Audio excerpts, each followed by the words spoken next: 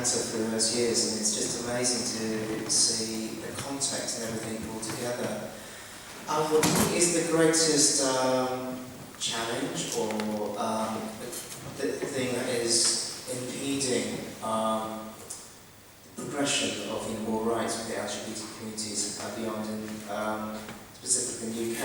I personally think it's something about this money craze culture where, from Thatcher through to Blair through to Cameron now, I think, we're just the pink pounds and the hearts and souls don't care. That's probably my take on it, but what would your take be? Interesting question. I think it's a very complicated question, because I think one of the problems for me talking now at 44 is partly, of course, a nostalgia for the late 80s and early 90s when I came out and I was involved more in activist politics, and there felt to be a groundswell of community and activism and anger, and that we could make a real difference and that change would come. And I think I have a nostalgia for that. And I think because of the particular forms of activism then, and the particular ways in which we protested, sometimes I think more contemporary activism is off my radar a little bit. I mean, a lot of it's happening online in very different ways, and I think we can mistake that for a kind of evaporation of politics and activism in the contemporary. So that's the first thing I'd say, that I think we need to be careful about saying that we've kind of lost that political edge. I think it gets voiced in different ways, and I think it's not. It's something that is in many ways alive and well.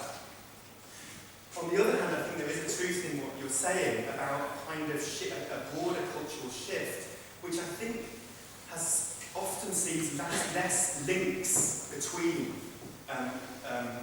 different politics and different campaigns, and so we can get a little. I think there was much more of a tendency in the 80s and early 90s to see some of these connections that we're not seeing so clearly now, and to be much more single issue about the way we're thinking politically.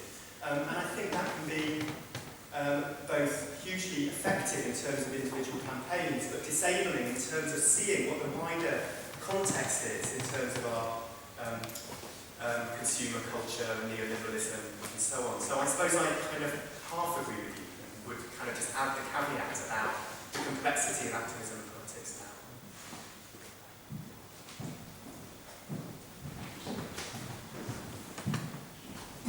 I thought what you said was very interesting, Matt, about getting out, which focused on getting out.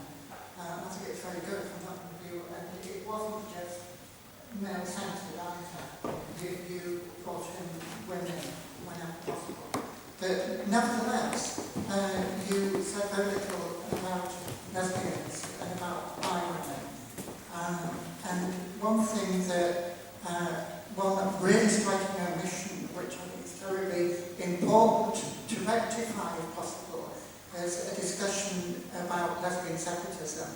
For people of my generation, who identify both as trans and as a lesbian, it was a highly problematic experience, a highly problematic narrative. This whole period, at least since 1970. Yeah, no, absolutely. I should have added that. The caveat, I suppose, to what I've said is that I've been incredibly sweeping and missed out an awful lot. And I think one of the things, there can sometimes be a problem with only speaking to what you know, which I'm only historian of sexuality. Excuse me, could you speak closer to the mic? Sure. But I think one of the things I'm very cautious about is collapsing lesbian and gay experience, and assuming that there's a kind of there's the same pattern and the same patterns of politics, the same patterns of phobia around lesbian, gay, and trans issues, because in fact we're talking about many different factors which make those experiences really quite distinct, even though we can also celebrate distinct moments of coming together and unhappy moments of falling apart in terms of the community as a whole. And so what I didn't do in the talk, I guess, is talk about that distinctive thread that you've highlighted, partly because I think there's so much else that needs talking about it, in order to contextualise it properly. But I think you're absolutely right to highlight it.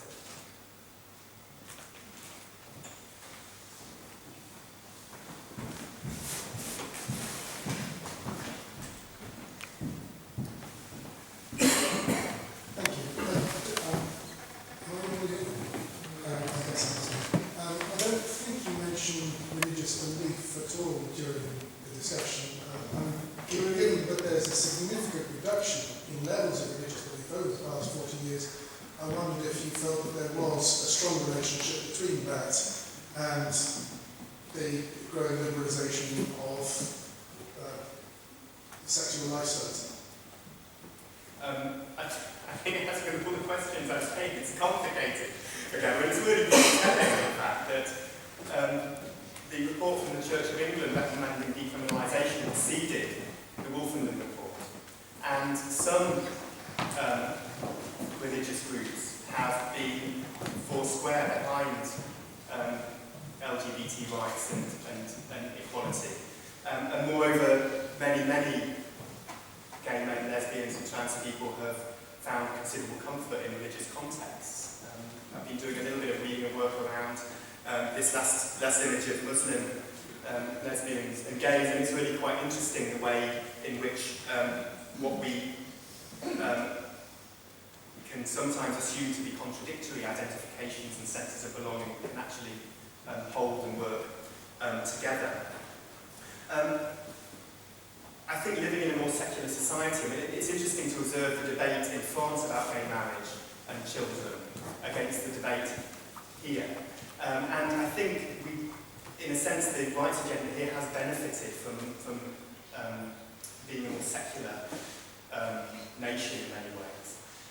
But I think you kind of have to also look in a non-conservative perspective to see that even when we were a more church-going culture, people still did all sorts of illegal sexual things. And it's not as simple as saying that once a kind of a religious culture wanes, then sexual liberation blossoms. I think it's slightly more complicated than that, as I think I tried to indicate. But I think you're probably right that there's some broad correlation.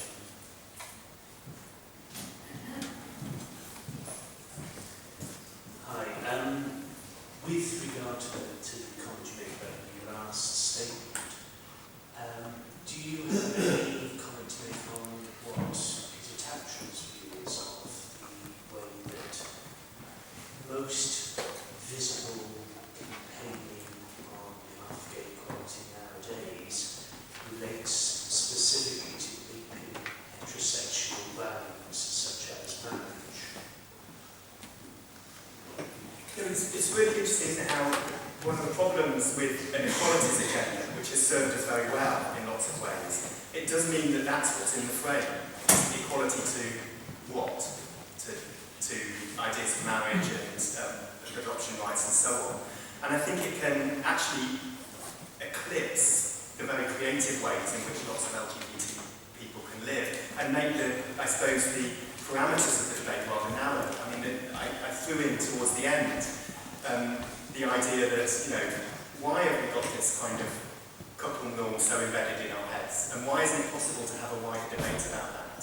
About what sort of, in Portugal, for example, it's possible to actually register a household, which seems to me to be a really creative way of thinking about giving legal protection to people involved in coupledom or a relationship that might involve more than two people who aren't necessarily.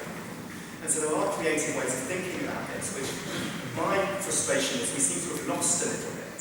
That actually in the interests of gaining equal rights, we've kind of lost the kind of creativity in the ways in which we as lesbian and gay and trans people live, but also the ways in which lots of heterosexual people live their lives as well, in rather interesting configurations and different ways of being. And I was talking to a group of social workers about adoption, and I'm a parent in a configuration of four. There's four parents of two children, which we created between ourselves. And I was talking to these social workers about why we're so attached in adoption to having two parents. And what does that mean? In a sense, why couldn't we have a supportive group of 3 people or 4 people to think about adopting a child?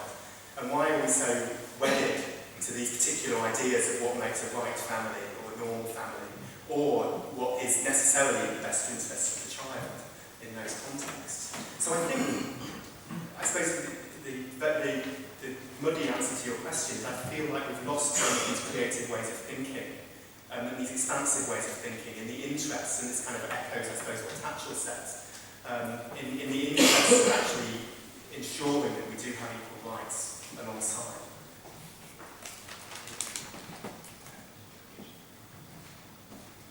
Hi, your contribution begs millions of questions, and I'm restricted. I lived in Brixton in the period you were going on about in the squats, and one of the great achievements of the post-war period was people were able to live autonomous lifestyles and were able to squat properties and develop and lead alternative lifestyles. This has now been criminalised. I would suggest that there is a backlash against sexual revolution. There is another issue I want to bring up. For instance, young people now cannot live autonomous lifestyles if they're on low income or unwaged. For instance, you can't get any benefits if you're 35 plus. You can't get anything at all if you're 25 plus. The welfare state, which you were talking about, has now been totally undermined. And can I just sneak in one more subject? The sexual revolution did happen, but can I suggest that a defining moment in its undermining was the prosecution of gay youths for blasphemy in 1977. That altered the entire ideology and laid the framework for what became Section 28. I think we're still living in that context. We've got a lot of work. Thank you. I really echo much of what you said, Jonathan. I think, and what you highlight is the way in which all the social... Sorry. What you highlight is the way in which all sorts of social, cultural and political change can have an impact on the way people live out their intimate lives. So, as you point out, changes in benefits has shifted, changes in the housing market and available vacant property has completely changed the way in which young people might be able to live differently. I think you're absolutely right, and that's why I think it's really important when we're thinking about ideas of liberation and sexual cultures that we take in this kind of broader context, which can kind of help to explain why things have not quite changed or have ceased to change or have ceased to be experimental in quite the ways that we might have hoped they'd be. I think it goes back to the first question's point as well, that actually we live in a very different social cultural moment than we were in the early 70s, and that has brought with it some additional possibilities, some additional inequalities, but it's also closed down quite considerably some ways of experimenting or living differently. I absolutely agree. You've spoken quite a lot about the difference between a sort of grassroots approach and then a grander narrative, and the difference that there is between the two. And you have a piece of art on your slide right now. I was just wondering what role you thought that art, literature, film, music and visual art and any other form of art had in sexual revolutions, and in terms of how it can be created for a coterie and then taken out for a larger audience. In something along the lines of how Hollinghurst novels were initially only read by a small section of the English community, and then once you won the Booker Prize, are now an obligatory part of every reading group's list. No, I mean, immensely important. And I think for a couple of really important reasons. I think what can often happen in cultures where the kind of dominant discourse, if you like, or the media and government is actually not expressing or not articulating what people are experiencing in their everyday lives and wanting to experience in their everyday lives. And art and literature can be an immensely important place where that can be explored and dissected and thought about. And I think throughout this period, art and literature have been absolutely crucial. And it's worth citing again Ajahn, who I came to at the end, who's a photographer, and says, well, black gay men were not being represented anywhere except in porn, and in a particularly kind of sexually objectified way. So he talks about his own photography and the work of other black queer writers and poets and artists as forging a space to explore a sense of themselves and a sense of identity and connection and community that simply was not getting expressed elsewhere. And I think you indicate a really interesting moment of transition that happens in a lot of artistic production. The moment when those representations speak to a small group and have a really important affirmative and exploratory purpose there, and then cross over and speak to a wider audience and provoke thought and thinking, provoke thought in those contexts. Rather wonderfully, Ajahn, latest exhibition was at the Guildhall Gallery, and so amidst these terrible portraits of the Queen and all the men in the central gallery, you had this astonishing exhibition of 30, under 30 black queer men and women, and what they've been doing in their various creative and professional lives detailed beneath them. And that, in the context of the Guildhall, was, I thought, rather marvellous in terms of not just queer audience coming in looking at that material, but other audiences wandering through as well, and actually being provoked to think, actually, being queer isn't only about being white, which actually is a surprisingly common presumption. When people think gay men, they think white. And I think, in that sense, there's that really interesting moment of transition when a kind of, what might be seen as a kind of niche artistic output has a kind of broader, pushes a broader cultural button. Yeah, I was just looking at your last slide here. There's a sort of, it's the flip side of the increased secularism means that there's a greater tolerance for sexual difference. The counter to that is that within the Church of England and there's a sort of hardcore of evangelicals who are against gay marriage and in fact see any gender difference or sexuality difference as undermining their position, their religion. And obviously Muslims would see the same. So this is on top of homophobia, say. So I'm not saying there isn't sort of homophobia and there isn't sort of religious justification for it, but on top of that, their culture and their position is threatened. And I wonder what how is that being being addressed from the? Do you mean in terms of Islam particularly? Islam particularly, because it's so threatening. But yes, is confrontation directly helpful, or how are attitudes being changed there? Do you know? Maybe there's a slightly roundabout way of thinking about it. It's a very complex question, I think. And I think one roundabout way of coming at this, thinking about this, is if you look at the press in the late 80s and early 90s, the cultural bogeyman was the gay man with AIDS. And about 8 or 9 years later, a little longer, the same newspapers that were pillaring gay men were pillaring Islam for their homophobia.